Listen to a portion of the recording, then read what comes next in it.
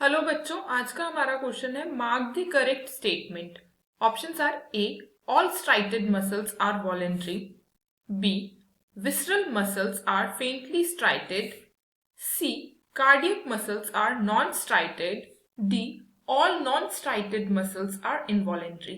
तो यहाँ हमसे एक पूछा गया है इसमें कि जो हमारा ऑप्शन है वो कौन सा करेक्ट है।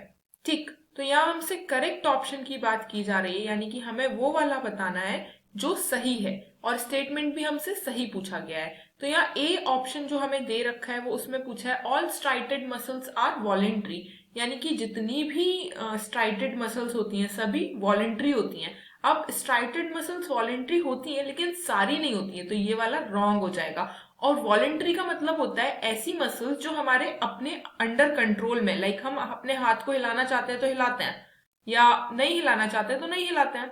ठीक, इसी तरीके से नेक्स्ट में हमसे पूछा गया है कि जो विसरल मसल्स होती हैं are faintly striated. Visceral muscles visceral organs में पाई जाती हैं और ये फेंटली स्ट्राइटेड नहीं होती हैं, तो ये भी रॉन्ग ऑप्शन है। नेक्स्ट बात करेंगे हम ऑप्शन नंबर सी की। तो यहाँ पे जो ऑप्शन नंबर सी हमें दिया गया है उसमें हमसे पूछा है जो कार्डियक मसल होती है वो नॉन स्ट्राइटेड होती है।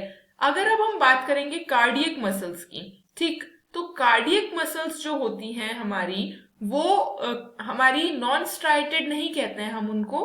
वो एक तरीके से हमारी डिफरेंट टाइप की मसल होती है जो लाइफ टाइम वर्क करती हैं, तो ये भी रॉन्ग ऑप्शन हो जाएगा। नेक्स्ट बात करेंगे हमारे लास्ट ऑप्शन की, दैट इज फोर्थ ऑप्शन, और एक ही बचा है तो यही करेक्ट होगा। देख लेते हैं। तो डी ऑप्शन जो है वो हम पे बोला है non striated muscles are involuntary, यानी कि जो नॉन स्ट्राइटेड मसल्स होती है वो इनवॉलेंट्री होती है, तो ये बिल्कुल सही स्टेटमेंट है।